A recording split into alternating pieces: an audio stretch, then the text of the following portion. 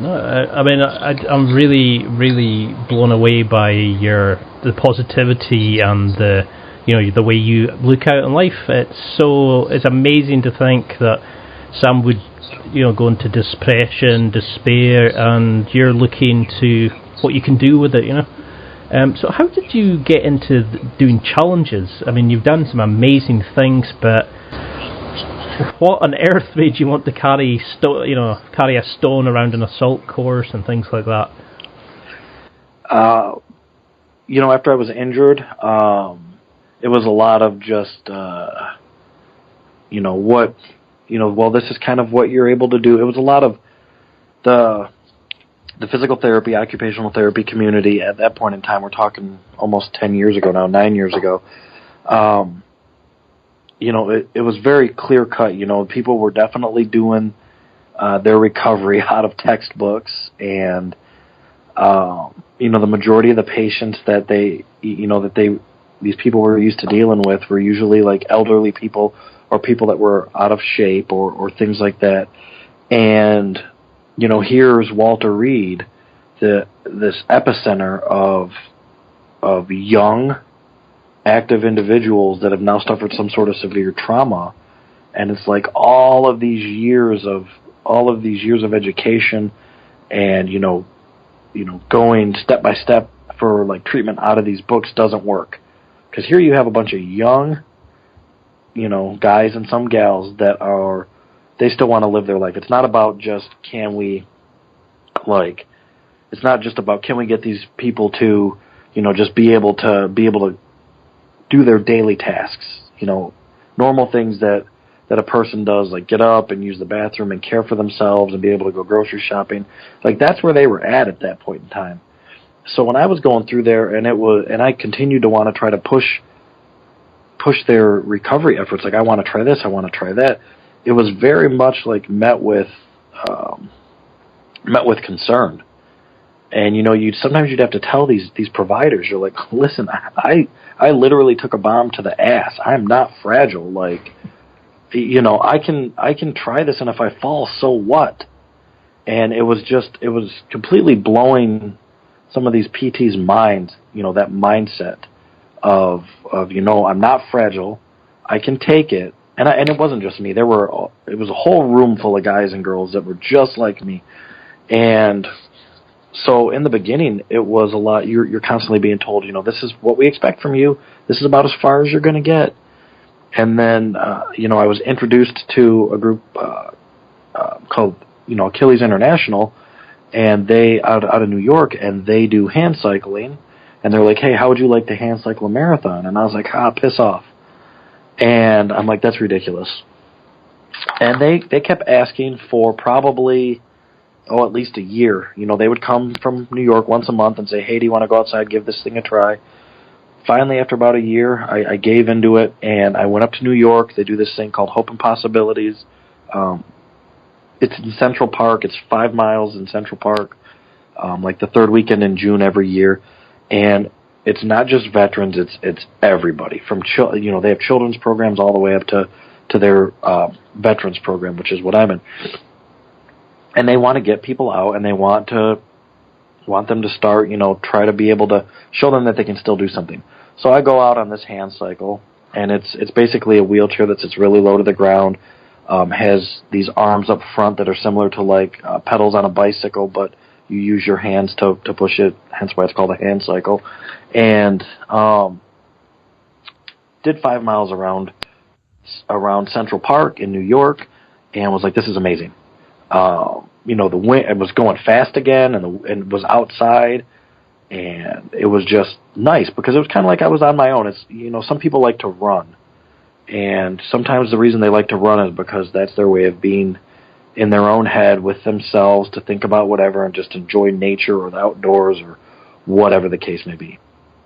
And for me, it was like, wow, this is amazing. It's something that gets me out, that I can do on my own, that I can be left alone to my thoughts, and I'm outside and I'm breathing in the air, and I just feel great.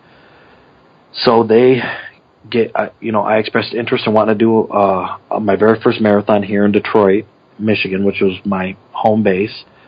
Michigan was my home. So they let me borrow a hand cycle, and I did my very first marathon. Albeit I didn't train for it much, and I made the mistake of going out with my brother and my cousin the night before and drinking, so I wasn't really, but I did it, and really what got me through that wasn't, it wasn't that I was like necessarily physically prepared for it, but it was just grit. I was like, I'm going to do this, I'm going to finish it. So it wasn't great. I was hurting for days afterwards, but I finished it. And from there, that's really what kind of got the ball rolling on, well, what can I do now? So now it's like I want to start training and see how far I can push myself in this. And then, with that, I got a couple years later, I got introduced to CrossFit, and CrossFit was really another game changer for me. Because I had power lifted in high school. I'd always liked the gym, the traditional, what some might call bro lifting, like your bench, your squat, your deadlift. That's what I'd done growing up in high school for sports. I'd power lifted. That's what I knew. And CrossFit was something completely different. And it was interesting to me. And a buddy of mine wanted to see if we couldn't figure out how to adapt programming for an individual like myself. So, I started out, not being able to do hardly anything.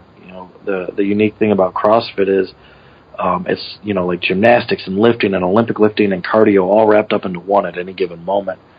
And so I started doing stuff like that, learning how to, do pull-ups and learning how to do, move my own body weight around and move my own body around.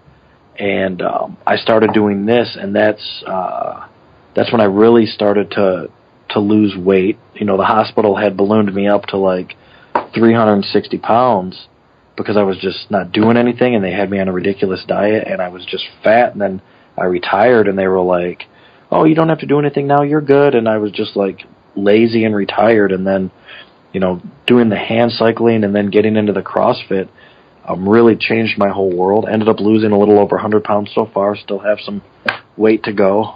Still like to lose another 40 or 50. But the CrossFit really changed my life because now it showed me how I can move my own body weight around. And it really taught me to get out of my wheelchair and start doing things. Because when I first started, I was always trying to figure out, how can I do this in a wheelchair? How can I do this in a wheelchair? And I finally realized that the wheelchair was actually kind of a prison. The wheelchair was actually preventing me from being as mobile or as active as I could be. It's great to use day to day to get around, but it just was preventing me from being able to, really do what I can do. So once I started doing that, I started getting this idea of, maybe I can push this even farther. What can I do to kind of push this farther or take this to the next level? And it was, I've always wanted to do one of these obstacle course races. They just looked fun, and I wanted to see if I could do it. So a friend of mine who I was at the hospital with, he had gotten into doing Tough Mudders and some Spartan races. And we were at the New York City Marathon together, and we were at a dinner the night before, and I was telling him, hey man, I'd really love to do one of these races. What do you think? And he's like, yeah, I have a great group that I do these races with. And he's like, I think that would be awesome. Let's try to put something together. So, ended up getting in touch with a group called Oscar Mike. It's a veteran-owned apparel company, and they also have a foundation that helps sponsor and keep veterans on the move and active.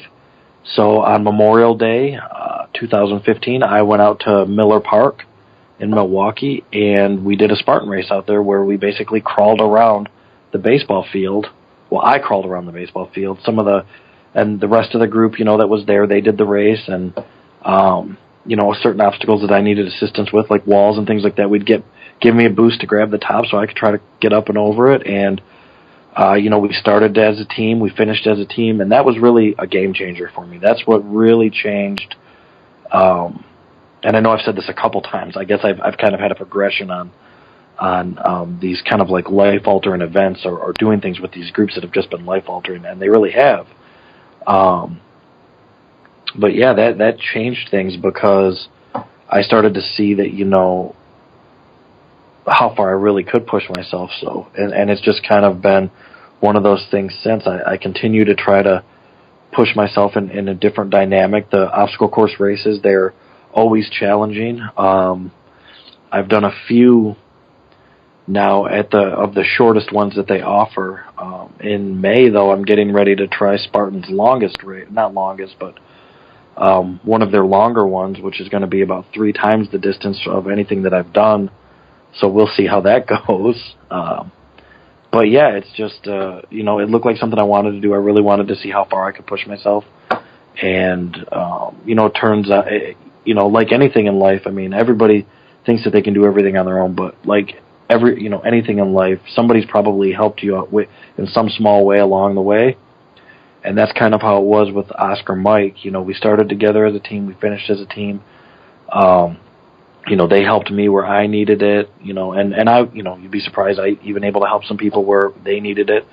And along the way, a lot of people told me that I was inspiring them to keep pushing. So, even in me just being out there, it turned out I was helping other people along their journey as well, which was,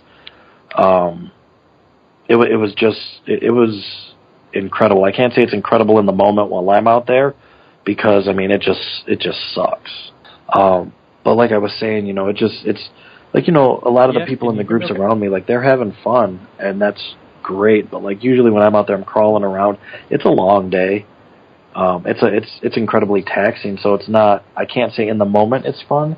I can say, reflecting on it is the fun part. Thinking about the day is the fun part. But sometimes, like, living in those moments, you're definitely in the meat grinder, and it's not always one of those times where you're like, oh man, this is a great time.